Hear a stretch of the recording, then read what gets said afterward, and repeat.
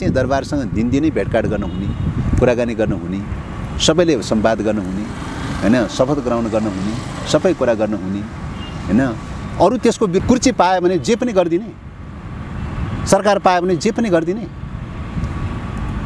यो त चाहिँ तपाईँको दलाली र गद्दारीको पनि पराकाष्ठ हो नि। जो यति बेला सडक पनि तातिरहेको छ एमसीसीको विषयले, सरकार एमसीसी अगाडि बढाउने त्यो तयारीमा छ भन्ने सुनिन्छ। सत्ता गठबन्धनमा रहेका जति पनि दलहरूका बिचमा मतैक्यता छैन भन्ने सुनिन्छ। यो एमसीसी के हुन्छ, के हुँदैछ?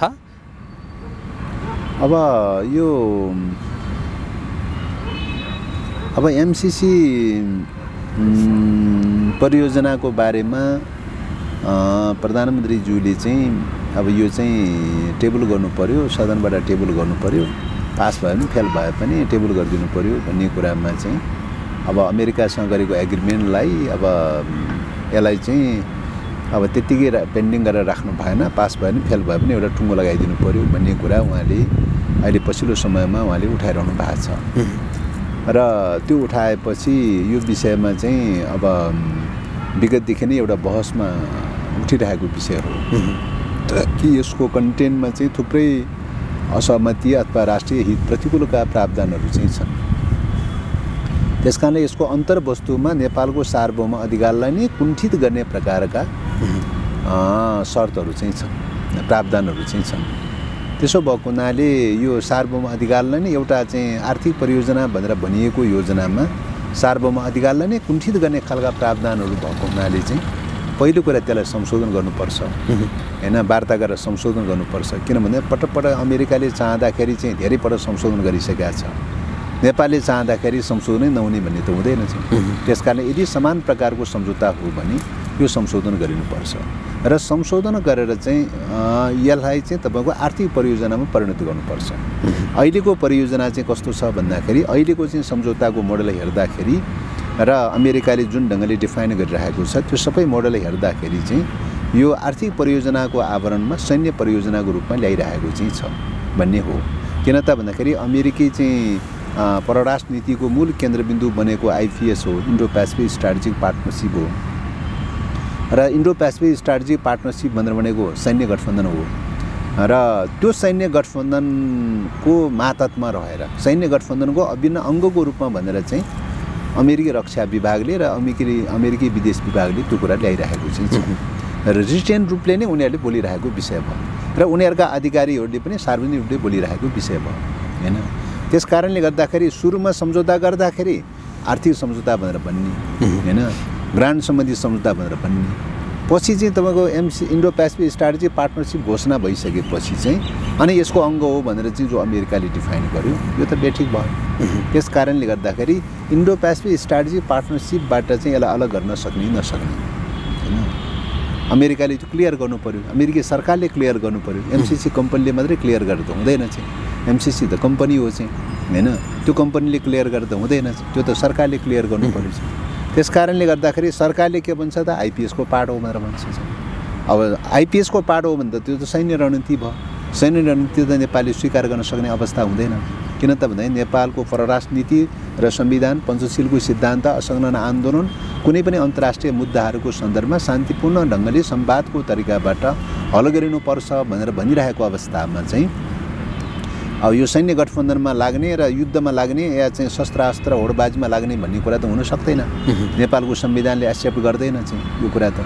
त्यसो भएको हुनाले पहिलो कुरा यो आइपिएसको पार्टबाट अलग गराउन तयारी हुने कि नहुने, अमेरिकासँग वार्ता गर्नु पर्यो। दोस्रो कुरा चाहिँ यो सम्झौतालाई आर्थिक परियोजनाको रूपमा चाहिँ परिणत गर्न तयारी हुने कि नहुने हैन।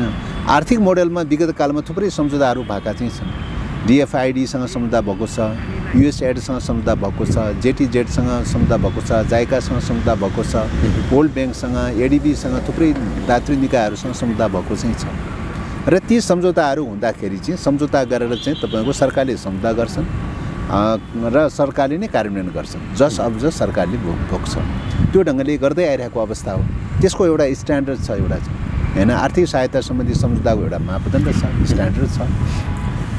त्यो मापदण्ड अनुसार परिवर्तन गर्न तयारी हुने कि नहुने। यो अहिलेको एमसिसीको मापदण्ड त आर्थिक परियोजना अनुसारको मापदण्ड जस्तो त छैन। यो त योभन्दा नितान्त फरक खालको चाहिँ यो त सैन्य रणनीतिसँग जोडिएको सार्वभौम अधिकारलाई कुण्ठित गर्ने खालको चाहिँ छ। अब सार्वभौम अधिकारलाई कुण्ठित गर्ने मात्रै होइन, यो चाहिँ तपाईँको सेक्रेट गर्नुपर्छ भनेर अहिले पछिल्लो समयमा गरेको कार्यान्वयन सम्बन्धी सम्झौतामा त अझ यो गोप्य राख्नुपर्छ भनेर भन्छ। आर्थिक सम्झौता गर्ने अनि गोप्य राख्नुपर्ने, पारदर्शी हुन नहुने यो के चिज हो? यो चाहिँ भन्दाखेरि यो गोप्य प्रश्नले के भएको के जनाएको छ त भन्दाखेरि एकातर्फ आइपिएसको पार्ट हो भनेर भन्ने, अर्कोतर्फ गोप्य भनेर भन्ने, अर्कोतर्फ सैन्य रणनीतिको योजना के हुन्छ भन्दा सदनबाट अनुमोदन गराउनुपर्छ हैन। सैन्य रणनीतिको योजना हो भने त्यो सदनबाट अनुमोदन गराउने नेपालको संवैधानिक प्रावधान छ। 2/3 चाहिँ अनुमोदन गराउनुपर्ने प्रावधान छ। भनेपछि उहाँले के गर्न खोज्नुभयो त भन्दाखेरि शीर्षक चाहिँ आर्थिक सहायता सम्बन्धी शीर्षक राखिदिनु भयो। गर्न खोज्नुभयो के त भन्दाखेरि सैन्य रणनीति योजना सम्बन्धी सम्झौता लिएर आएर अनुमोदन गराउन खोज्नुपर्छ। विरोधाभास त्यहाँ भयो। त्यस कारणले गर्दाखेरि हामीले यो सैन्य रणनीतिबाट अलग गरेर आर्थिक परियोजनाको रूपमा मात्रै लैजान तयारी हुन्छ कि हुँदैन? यो तयारी हुन्छ, ठिक छ, यो प्रक्रिया अगाडि बढ्न तयारी छ। होइन यो रूपले अगाडि बढ्दैन भन्दै यही यथास्थितिको डकुमेन्ट चाहिँ अनुमोदन गर्न सकिने व्यवस्था छैन, हुँदैन भनेर चाहिँ भन्दै आइरहेको अवस्था हो। त्यसको साथै चाहिँ पार्लिमेन्टबाट रेक्टिफाई गर्ने प्रावधान चाहिँ तपाईँको आर्थिक परियोजनाहरू कुनै पनि चाहिँ पार्लिमेन्टबाट रेक्टिफाई गर्ने खालको अहिलेसम्मको प्र्याक्टिस छैन। कुनै पनि परियोजनाहरू अहिलेसम्म पार्लिमेन्टबाट रेक्टिफाई गरेको छैन, एउटा त्यो। दोस्रो कुरा, पार्लिमेन्टबाट रेक्टिफाई गर्नका लागि चाहिँ कि त सम्झौतामै पार्लिमेन्टबाट रेक्टिफाई गर्नुपर्छ भनेर उल्लेख गरेका हुन्छ। यो सम्झौतामा के लेखा छ भन्दाखेरि दफा 6 मा चाहिँ के लेखा छ भन्दाखेरि यो सम्झौता पार्लिमेन्टमा प्रस्तुत गरेर चाहिँ कानुन बनाइने छैन भनेर पार्लिमेन्टमा प्रस्तुत नगर्ने भनेर प्रतिबद्धता जाहेर गरेको चाहिँ छ। पार्लिमेन्टमा प्रस्तुत नगर्ने भने प्रतिबद्धता जाहेर गरेको छ। अनि पार्लिमेन्टमा ल्याइरहेको छ। किन ल्याएर आयो त पार्लिमेन्टमा भन्दाखेरि जब आइपिएसको पार्ट हो भनेर भनिसकेपछि अनि चाहिँ यहाँको कानुन मन्त्रालयले एउटा अपव्याख्या गरेर चाहिँ एउटा टिप्पणी गरेर यो चाहिँ तपाईँ अन्तर्राष्ट्रिय कानुन हो र यो चाहिँ तपाईँको यो सम्झौता चाहिँ नेपालको चाहिँ राष्ट्रिय कानुनसँग बाजिएको अवस्थामा त्यो राष्ट्रिय कानुनलाई निष्क्रिय गराउनु पर्ने भएको हुनाले चाहिँ यो सम्झौता सदनबाट अनुमोदन गर्न आवश्यक छ भन्ने प्रकारको व्याख्या गरेर चाहिँ सदनमा लिएर आयो। त्यहाँदेखि यो सदनमा लिएर आएको जो कानुन मन्त्रालयको जो व्याख्या छ यो व्याख्या नै यो के अरे बेठिक छ चाहिँ। यो अन्तर्राष्ट्रिय कानुनको मान्यताभन्दा फरक छ, यो बेठिक छ। अन्तर्राष्ट्रिय कानुन हुनका लागि त विभिन्न मुलुकहरूको बिचमा बहुपक्षीय मुलुकहरूको बिचमा चाहिँ तपाईँको अन्तर्राष्ट्रिय संस्था निर्माण गर्नलाई गरिएको सम्झौतालाई अन्तर्राष्ट्रिय कानुन भनेर भनिएको छ हैन। व्याख्या त त्यो अन्तर्राष्ट्रिय कानुनको। अब यो त एउटा कम्पनीसँग एउटा तपाईँको वाणिज्य कम्पनीसँग गरिएको चाहिँ करार सम्झौता कसरी अन्तर्राष्ट्रिय कानुन हुन्छ? अहिलेसम्म विश्वले त अन्तर्राष्ट्रिय कानुनको रूपमा त त्यस्तो करार सम्झौतालाई त कुनै पनि के अरे अन्तर्राष्ट्रिय कानुनको रूपमा मानेको छैन चाहिँ। कुनै पनि कम्पनीसँग गरेको सम्झौतालाई त अन्तर्राष्ट्रिय कानुन मानेको त छैन चाहिँ। विश्वले कसैले नमान्ने कुरा चाहिँ अनि हामीले अन्तर्राष्ट्रिय कानुन भनेर भनिदिने। अब यो त्यस कारणले गर्दाखेरि यो अन्तर्राष्ट्रिय कानुनको धरातल पनि यो मिल्दैन चाहिँ। भनेपछि सदनमा प्रस्तुत गर्ने चाहिँ तपाईँको कानुनी धरातल केही पनि देखिँदैन। प्रधानमन्त्रीले यहाँले अघि भने जस्तो प्रधानमन्त्रीले अब यो पास भए पनि संसदले पास गर्छ, फेल गराउने भए पनि संसदले फेल गराउँछ, त्यो भएर टेबल गरौँ भनेर उहाँले भनिरहनु भएको छ। सदनमा प्रस्तुत गर्नलाई चाहिँ अब कानुनी आधार नभएपछि सदनमा टेबल गर्नलाई कानुनी आधार नभएपछि सदनमा टेबल गर्नलाई अर्को के आधार चाहिँ विकल्प चाहिँ के आधार चाहिन्छ त भने राष्ट्रिय सहमति चाहिन्छ। राष्ट्रिय सहमति भयो भने त संविधान पनि चेन्ज हुन्छ, कानुनी चेन्ज हुन्छ हैन। त्यस कारणले गर्दाखेरि राष्ट्रिय सहमति चाहियो। सदनमा प्रस्तुत गर्ने हो भने राष्ट्रिय सहमति चाहियो हैन। राष्ट्रिय सहमति बिना, राष्ट्रिय सहमतिको डकुमेन्ट बिना अथवा कानुनी ग्राउन्डको चाहिँ संवैधानिक र कानुनी ग्राउन्ड बिना चाहिँ त चाहिँ कुनै पनि प्रस्ताव चाहिँ तपाईँ सदनमा टेबल त हुँदैन त। प्रधानमन्त्रीले चाहँदैमा संसदमा टेबल हुँदैन त्यो त चाहिँ यो त चाहिँ संसदको परम्परा र प्र्याक्टिस के हो त भन्दा संविधान सम्मत हुनु पर्यो।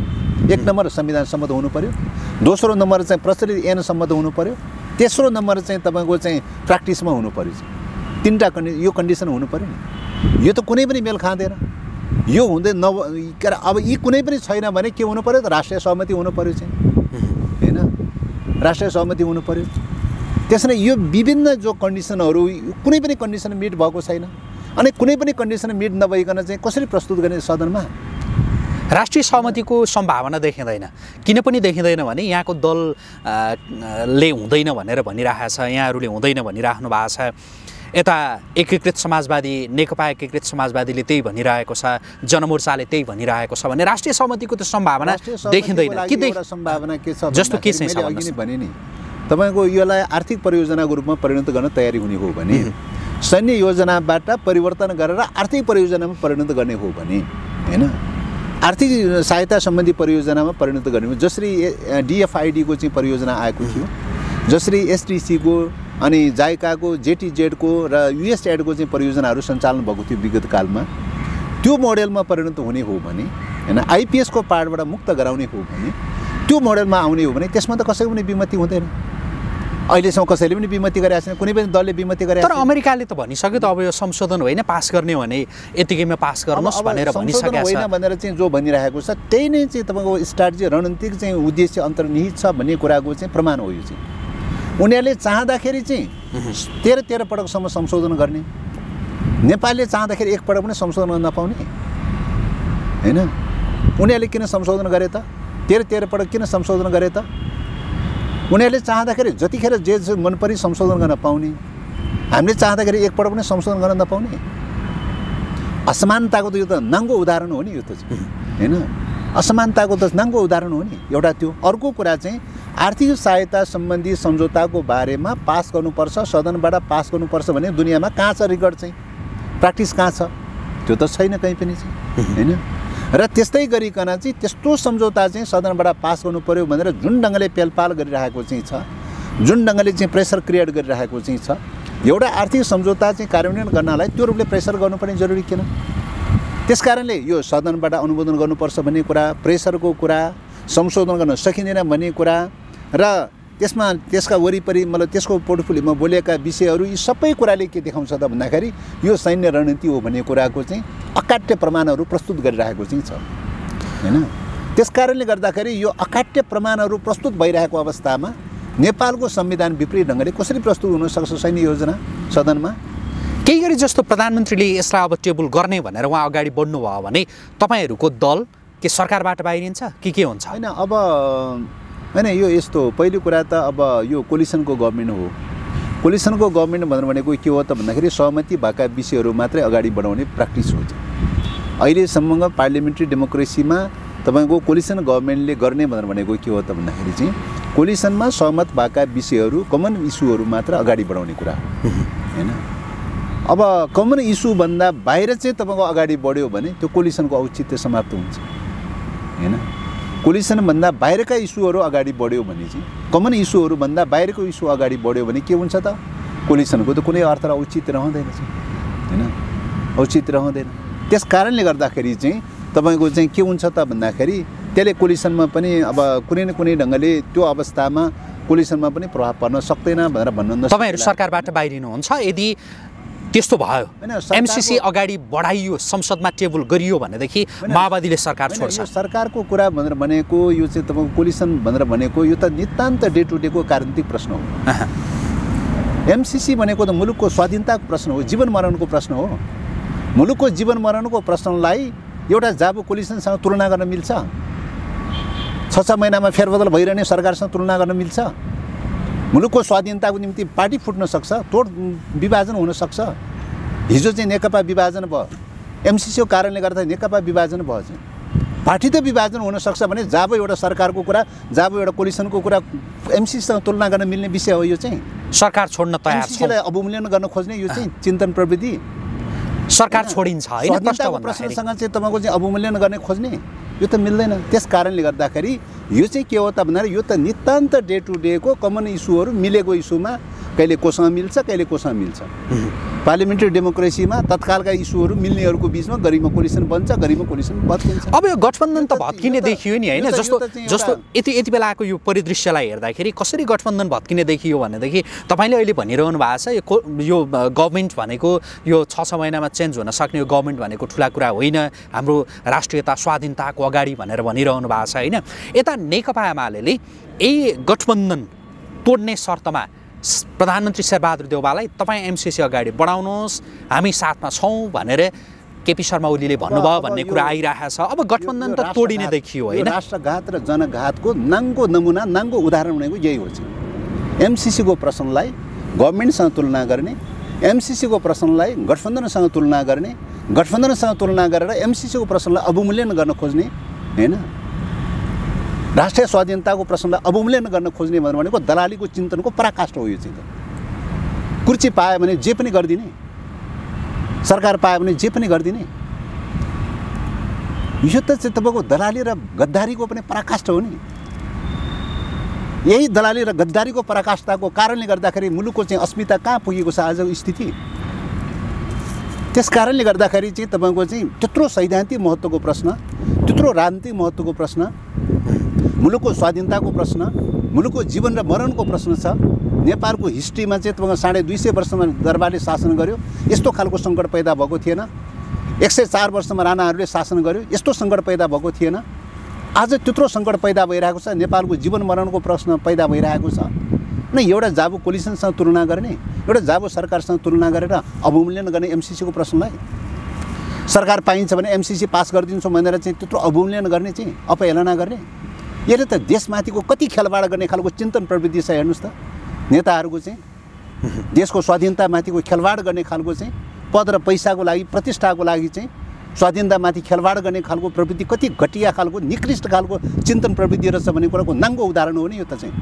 यो एमसिसीका सवालमा जुन प्रकारको हतारो देखिएको छ नि केहीमा, र केहीमा चाहिँ होइन एमसिसी अगाडि बढाउनै हुँदैन भन्ने यो सत्ता गठबन्धन दलहरूका बिचमा केहीमा हतारो र केहीमा चाहिँ होइन भन्ने जे देखिएको छ, यसलाई हेर्दाखेरि तपाईँलाई के लाग्छ यो गठबन्धन चाहिँ अब थप अगाडि बढ्न सक्ला कि अब बिचमा ब्रेक हुने सम्भावना देख्नुहुन्छ? अब अहिलेसम्मको स्थिति हेर्दाखेरि मलाई लाग्छ यो गठबन्धन ब्रेक हुँदैन। प्रधानमन्त्रीले एमसिसी अगाडि बढाउने भनेर भनिराख्नु भएको छ। किन त भन्दाखेरि हो त्यो प्रश्नको बारेमा आफ्ना आफ्ना फरक मत हुनसक्छ। डेमोक्रेसीमा मतहरू फरक हुनसक्छ, मतहरू बाजिन सक्छ, फरक मत हुनसक्छ। तर एउटा बटम लाइनमा के कुरामा चाहिँ तपाईँको चाहिँ कमन इस्युमा चाहिँ तपाईँको चाहिँ नेपाली कङ्ग्रेस र देउबा चाहिँ को अहिलेसम्मको प्रतिबद्धता, भविष्यको लागि हामी ग्यारेन्टी त नबनाउँला चाहिँ, तर अहिलेसम्मको उहाँहरूको कमिटमेन्टमा कहाँ छ त भन्दाखेरि चाहिँ कोलिसन गभर्मेन्टमा कमन कुरा नै लिएर जाने हो होइन, कमन कुरा नै लिएर जाने कुरा हो। त्यसमा मतभेद हुन सक्ला, फरक मत रहन सक्ला, तर कोलिसन गभर्मेन्ट भन्दा, कमन कुरा भन्दा बाहिरबाट चाहिँ चल्ने कुरा हुँदैन। हुँदैन भनेर चाहिँ सल्लाहले चाहिँ कोलिसन ब्रेक गर्ने कुरा हो होइन। होइन भने त तपाईँ कोलिसन एउटा टाइपको हुने अनि व्यवहारमा चाहिँ उल्टो ढङ्गले चाहिँ गर्दाखेरि त यो त कोलिसनको त डेमोक्रेटिक नर्म्स र कल्चर त न्यूनतम कल्चर पनि अवलम्बन हुँदैन। त्यसले राष्ट्रियताको मुद्दामा नेपाली काङ्ग्रेसका नेताहरूको चिन्तन र दृष्टिकोणमा गम्भीर समस्या र सीमाहरू रहेको भए तापनि जेनरली रूपले अहिलेको पार्लियामेन्ट्री डेमोक्रेसीको नर्म्स र मूल्य र मान्यताको सन्दर्भमा सापेक्षिक रूपले चाहिँ ओलीभन्दा उहाँहरू अलिकति एडभान्स देखिन्छ होइन। अब ओलीजीमा त्यो छैन चाहिँ, अहिलेको संविधानमा के होस् मतलब छैन चाहिँ, डेमोक्रेटिक नर्म्स र मूल्य मान्यता त कुनै मतलब नै छैन चाहिँ होइन। त्यत्रो स्थितिमा चाहिँ तपाईँको दलहरू बिच सहमति जुटाउनुपर्छ, सहमति गर्नुपर्छ भन्ने कुरा त टाढै रहन्छ चाहिँ, आफ्नै दलभित्र पनि सहमति गर्नुहुन्न चाहिँ होइन। संविधानमा मिलोस् नमिलोस् मनपरी ढङ्गले गर्नुहुन्छ। त्यो कल्चरबाट त नेपाली काङ्ग्रेस एक हदसम्म भए पनि एडभान्स छ नि त। तर एमसिसीका सवालमा चाहिँ एमाले र नेपाली काङ्ग्रेस एक ठाउँमा उभिने त्यो सम्भावना देखियो नि। त्यो आइडियोलोजी, त्यो इस्युमा, त्यो राष्ट्रियताको त्यो इस्युमा उहाँहरूको कमन इस्यु हुनसक्छ होइन, त्यो कुरा मिल्न सक्छ होइन, त्यो कुरा मिल्न सक्छ।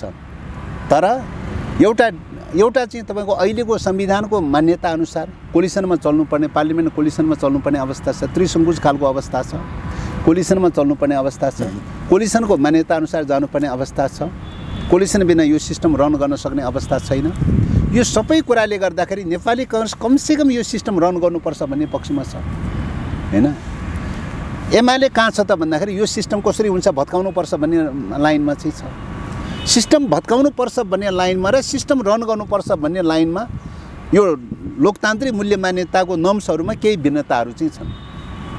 त्यस कारणले गर्दा त्यो भिन्नताले गर्दाखेरि चाहिँ उहाँहरूको बिचमा सायद अहिलेसम्म कोलिसन हुन नसकेको कारण त्यहाँ हो जस्तो लाग्छ। एमसिसीले जोड्ला कि नजोड्ला त्यो कुरा अब त्यो कुरा एमसीसीले अब जोड्ला नजोड्ला भन्ने कुराको बारेमा हुनसक्छ जोड्दै नजोड्दैन भनेर ग्यारेन्टी त भन्न नसकिन्छ हैन। कुनै राजनीतिक भविष्यको बारेमा कसैको बारेमा ग्यारेन्टी त हामी भन्न नसकौँला। हामीले जस्ट व्याख्या गर्ने कुरा विश्लेषण गर्ने कुरा हो। विश्लेषण गर्दाखेरि नेपाली कांग्रेसले चाहिँ तपाईको के त भन्दाखेरि आफ्नो फरक मत कतिपय कुराहरू बाजियो कोलिसनभित्र बाजियो फरक मत रह्यो त्यहाँ पास हुन सकेन भन्ने कुराकै आधारमा मात्रै चाहिँ अहिले कोलिसन भत्काइहाल्छ जस्तो चाहिँ लाग्दैन। एमसीसीले यो गठबन्धन भत्काउँदैन। अब मलाई लाग्छ अहिलेसम्मको रिडिङ हेर्दाखेरि भत्किन्छ भन्ने लाग्दैन। यता एमाले हामी छौँ है यो माओवादी यता नेकपा एकीकृत समाजवादी लगायतले तपाईँलाई साथ नदिँदा हामी छौँ भनेर अध्यक्ष एमालेका अध्यक्षले भनिरहनु भएको छ भन्ने आइरहेको छ। एमालेको हो निश्चित रूपले राष्ट्रियताको मुद्दामा राष्ट्रिय आत्मसम्मानवादी चिन्तन प्रवृत्ति भएर चाहिँ एमसीसी पास गर्न खोजेको भए तापनि अहिलेको सिस्टमलाई रन गर्ने कुरामा अहिलेको सिस्टमको मूल्य मान्यतालाई अवलम्बन गरेर अगाडि बढ्ने कुरामा चाहिँ त एमाले त त्यो ठाउँमा छैन। उनी त जसरी भए पनि अहिलेको सिस्टम भत्ताबुङ पार्ने खालको लाइनमा देखिन्छ हैन।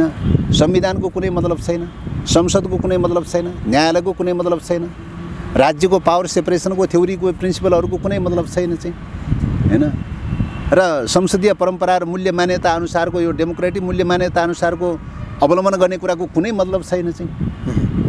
अनि त्यो नै कुनै इमानदारीता र नैतिकताको कुनै मतलब छैन चाहिँ। बिहान एउटा कुरा हुन्छ बेलुका अर्को कुरा हुन्छ। कमसेकम पोलिटिक्स गर्नेलाई त एउटा नैतिक धरातलमा त उभिनु पर्यो नि, एउटा मूल्य मान्यताको धरातलमा त उभिनु पर्यो नि। अनि के आधारमा विश्वास गरेर कोलिसन गर्ने भन्ने क्वेसन त उठ्ने भयो त हैन। हो एउटा इस्युमा त मिल्ला उहाँहरूको चाहिँ, तर कुरो त्यति नै यथेष्ट हो त कोलिसनको लागि भन्दाखेरि त चाहिँ कोलिसनको लागि त आखिर अन्ततगत यहाँको संविधानको धरातलमा टिक्नु पर्यो, यहाँको संविधानको धरातलमा सदन चलाउनु पर्यो, यहाँको संविधानको धरातलमा पावर सेपरेसनको थ्योरी अनुसारको गभर्मेन्ट सञ्चालन गर्नु पर्यो हैन। यहाँको संविधानको मूल्य मान्यताको आधारमा चाहिँ तपाईको चाहिँ सबै फरेन पोलिसी लगायतका सबै मूल्य मान्यताहरू रन गर्नु पर्यो। संविधानको मूल्य मान्यतामा हिजो एग्री गरेको भए तापनि अहिले चाहिँ उहाँहरूको के देखिन्छ त भन्दाखेरि संवैधानिक मूल्य मान्यताबाट त ब्याक भएर गइरहनु भएको चाहिँ छ। एमालेका नेताहरू ओलीजी त ब्याक भएर गइरहनु भएको छ। तपाईहरुले एउटा त्यसले गर्दाखेरि चाहिँ यो परिस्थितिले गर्दाखेरि चाहिँ मलाई लाग्छ अब अहिलेसम्मको रिडिङ हेर्दाखेरि चाहिँ उहाँहरू बिचमा कोलिसन हुन्छ जस्तो चाहिँ लाग्दैन। तपाईहरुले एउटा कार्यदल पनि बनाउनु भएको छ क्यारे हैन यो एमसीसीका सवालमा सत्ता गठबन्धनले त्यो कार्यदलले जस्तो खालको एउटा सुझाव भनौँ या जे प्रतिवेदन तयार गर्छ त्यसैका आधारमा एमसीसी के गर्ने भन्ने निर्णय यो सत्ता गठबन्धनले गर्छ या त्यसले जस्तो प्रकारको सुझाव दिए पनि जे गरे पनि एमसीसी अगाडि बढ्दैन। अब पहिलो कुरा त 5 दलको बैठक बसेर चाहिँ तपाईको छलफल र बहसको क्रममा समान प्रकारको अवधारणाहरू डेभलप नभइसकेको अवस्थामा एउटा अध्ययन कार्यदल बनाउने भनेर चाहिँ कार्यदल बनाउनु भएको छ हैन। कार्यदलले अध्ययन गर्नु पर्यो, रिपोर्ट लिएर आउनु पर्यो। कार्यदलले के रिपोर्ट लिएर आउँछ हैन, के प्रतिवेदन लिएर आउँछ त्यो हेर्नु पर्यो। त्यसमा तपाईको समान धारणा डेभलप हुन सक्छ सक्दैन भनेर हेर्नु पर्यो चाहिँ। त्यसमा यो त प्रक्रियामा अध्ययन गर्ने छलफल गर्ने कार्यदलले रिपोर्ट लिएर आउँछ, त्यसमाथिको छलफल हुन्छ, बहस हुन्छ, कमन धारणा बन्न सक्छ सक्दैन त्यो हेर्छ। त्यो त एउटा प्रक्रियामा रहेको अवस्था छ। अहिले नै कार्यदलले यस्तो लिएर आउँछ या उस्तो लिएर आउँछ भनेर चाहिँ फाइनल गर्नु त मिल्दैन चाहिँ। अध्ययन गर्ने भनेर चाहिँ तोकिसकेपछि त अध्ययन फ्रीली चाहिँ अध्ययन गरेर लिएर आउने रिपोर्ट त लिएर आउनु दिनु पर्यो नि। अहिले नै चाहिँ पूर्व अनुमान गर्न त मिल्दैन भन्ने लाग्छ। हामी कुराकानीको अन्त्यमा छौँ। अलि फरक सन्दर्भ जोडेँ। नेकपा एमालेका अध्यक्ष केपी शर्मा ओलीले 2060 साल मङ्सिर 18 गते तात्कालीन राजा ज्ञानेन्द्र र माओवादीका अध्यक्ष प्रचण्डका बीचमा 5 बुँदे सहमति भएको थियो भनेर भन्नुभएको छ केही दिन अघि। अलिकति बोल्दिनुहोस् त यो चाहिँ के थियो? पहिलो कुरा त त्यस प्रकारको सम्झौता कुनै भएकै छैन हैन।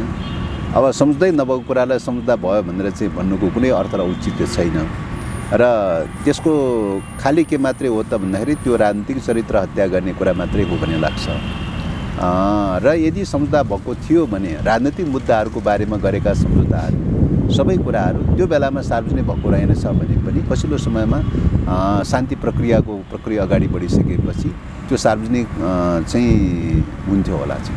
कुनै पनि सम्झौताहरू सार्वजनिक राजनीतिक खालका मुद्दाहरूमा सार्वजनिक नगरिकन बस्नुपर्ने कुनै जरुरी विषय होइन।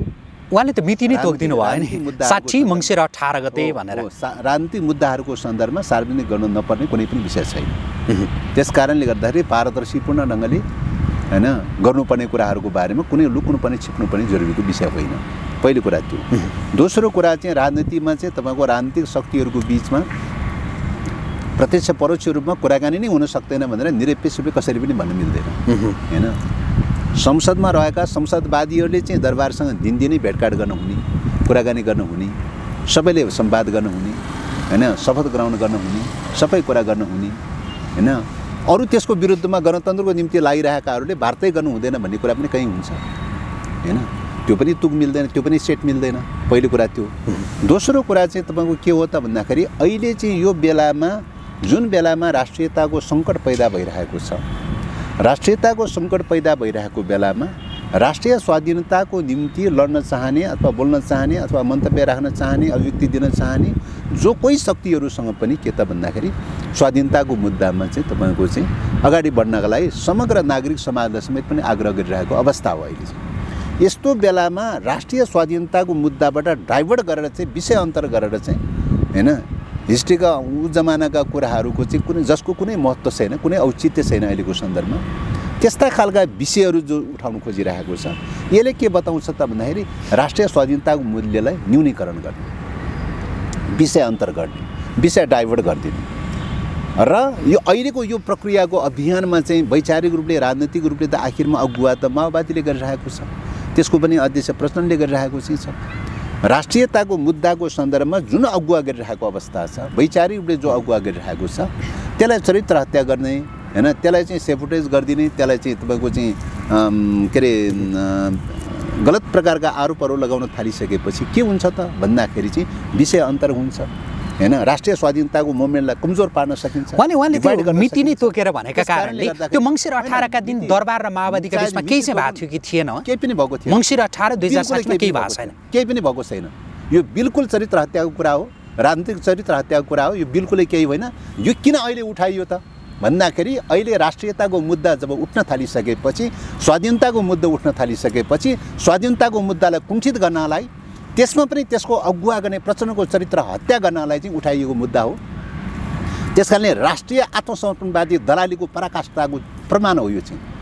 राष्ट्रियताको मुद्दा त्यत्रो चर्किरहेको बेलामा चाहिँ त्यसलाई ओझेल पार्नका लागि, त्यसका लिडरहरूलाई डिफ्युज गर्नका लागि तपाईँको चाहिँ साइड पार्नका लागि चाहिँ उठाइएको चाहिँ राजनीतिक चरित्र हत्याका मुद्दा हो।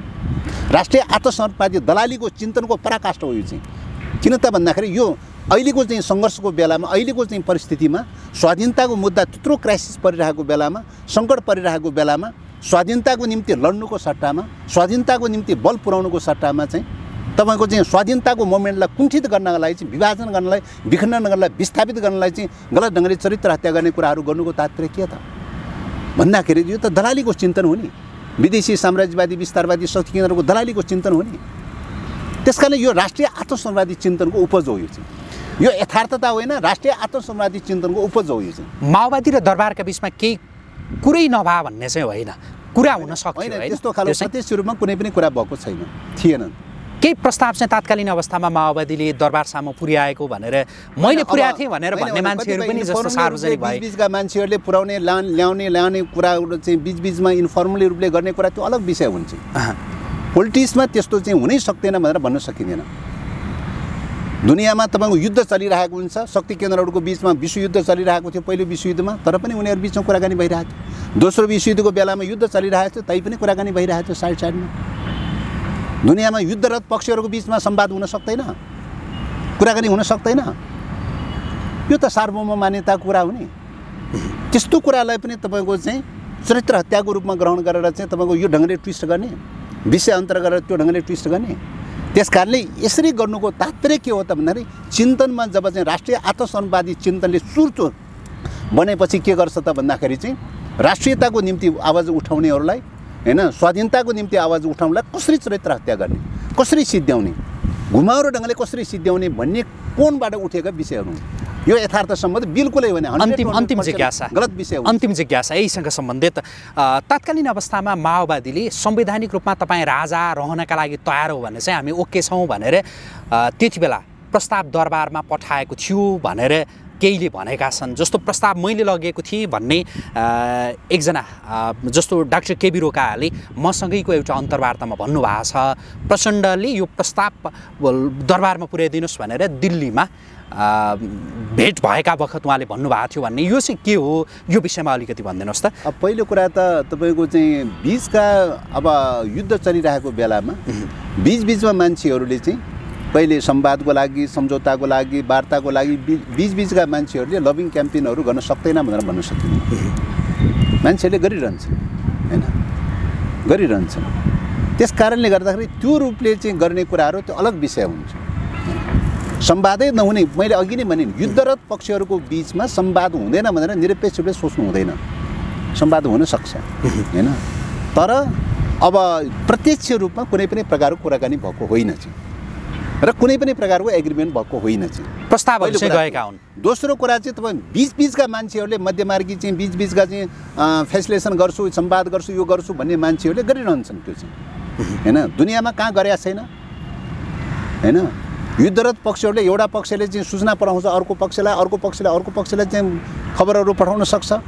यो खालको युद्धको बेलामा किन हुन सक्दैन होइन, हुनसक्छ। त्यसैले सैद्धान्तिक रूपले त्यस प्रकारका इन्फर्मल लभिङ क्याम्पेन गर्ने खालका बिचबिचका मध्यमार्गीहरूले के अरे एउटा सहजीकरण गर्छु भनेर गर्ने पक्षहरूले गर्न सक्छ, गर्नै सक्दैन भनेर भन्न सकिँदैन। तर माओवादीको तर्फबाट औपचारिक रूपले वार्ता भएको पनि होइन, औपचारिक रूपले कुनै पत्राचार भएको पनि होइन, औपचारिक रूपले कुनै सहमति भएको पनि होइन, अनौपचारिक प्रस्तावहरू। त्यस कारणले गर्दाखेरि यो चाहिँ यो सबै कुरा चाहिँ बिल्कुलै चाहिँ 100% झुट कुरा हुन्। यसमा कुनै सत्यता छैन। यो सत्यता नभएको कुरा अहिले किन उठाइयो, क्वेसन त्यहाँ सोध्नुहोस् न। अहिले राष्ट्रियताको मुद्दाले चाहिँ त्यत्रो हाइट लिइरहेको बेलामा, मुलुकको स्वाधीनतामाथि त्यत्रो सङ्कट पैदा भइरहेको बेलामा राष्ट्रिय स्वाधीनताको पक्षमा उभिरहेका चाहिँ नेताहरूको विरुद्धमा चरित्र हत्या गर्ने कुरा कहाँबाट आउँछ? यो कुरा मान्नुहोस्, त्यो बेलामा कथम कथाचित भएको रहेछ अरे, चाहिँ कसैले गरेको रहेछ अरे। के महत्त्व छ, के अर्थ रहन्छ यो बेलामा उचालेर, त्यसको के औचित्य रहन्छ त्यसको? मुलुकको स्वाधीनताको निम्ति लडिरहेको बेलामा चाहिँ तपाईँको चाहिँ त्यो कुराको के अर्थ रहन्छ यो बेलामा होइन।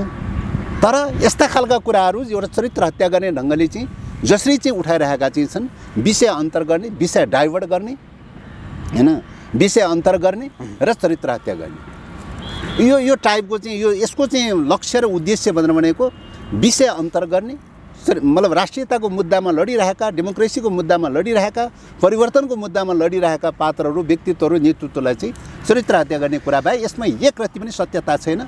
यो 100% झुट कुरा हो। यस्ता झुट कुराको पछाडि तपाईँ पत्रकार मित्रहरू नलाग्नलाई म आग्रह गर्न चाहन्छु। आजको लागि कुराकानी यति गरौँ, जुन समय दिनुभयो यसका लागि यहाँलाई आजको प्रेसका तर्फबाट धेरै धन्यवाद। धन्यवाद।